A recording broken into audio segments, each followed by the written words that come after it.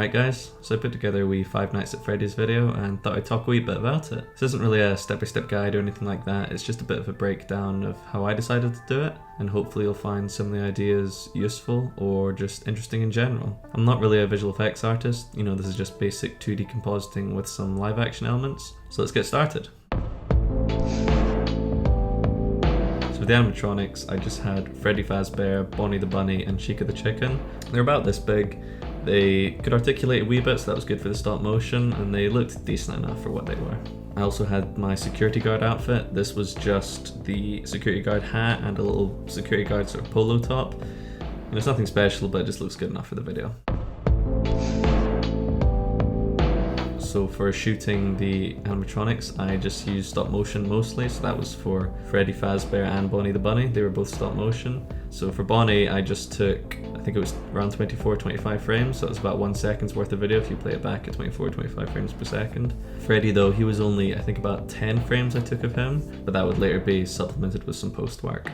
Chica though was different. Chica, I actually took a clean plate of Chica just sitting still, and then I took another shot from the exact same angle, just manually turning Chica's entire body. I then later used this as an element for some VFX work, and it's no surprise that for the shots with me in it, it was just shot on a green screen.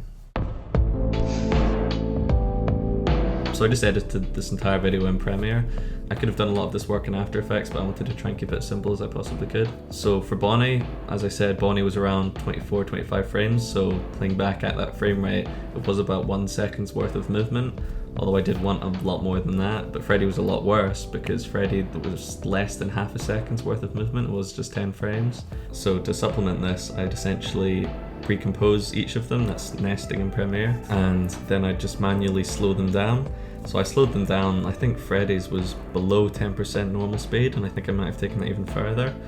But obviously when you slow something down this much and the frames just don't exist, you just see them move from one spot to the next, it's just pictures playing slowly basically. So I use something called optical flow. You can just use this right in Premiere.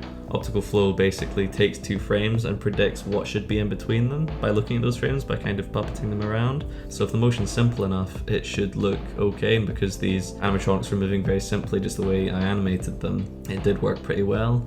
Although because I really am pushing the effect sort of beyond its reasonable limits, there is some sort of artifacting going on the surface of the animatronics.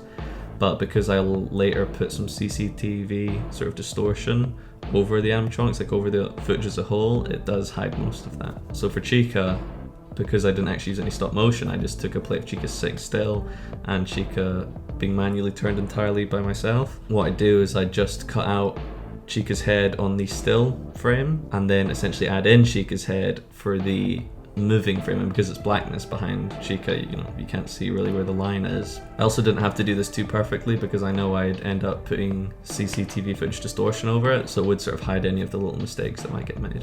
And for the final shot of Freddy at the end with the white eyes, I just cut out Freddy's regular eyes just with a simple mask and got just a white graphic, and then just cut out 2 white holes in the graphic and then just animate them accordingly. So once I'd had all my elements moving, I wanted to put the Five Nights at Freddy's pizzeria behind them. So I just got some background art depicting the pizzeria. So I just used Runway ML to mask out the animatronics. It did this really well and took no time at all. So of course once I put the animatronics in with the correct backgrounds, I just put some distortion over and make it look like it's old CCTV footage, and I was ready to go. And with myself it was much the same. I just keyed myself out and put a Five Nights at Freddy's background behind me. It is the office from Five Nights at Freddy's, although any of you that know Five Nights at Freddy's will know that I'm looking in the wrong direction, but it was just the best looking background for the scene.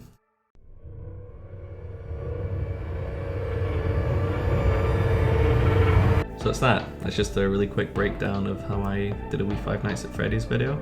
I hope you found it useful, I hope you found it interesting, and thanks for watching. I'll see you in the next one.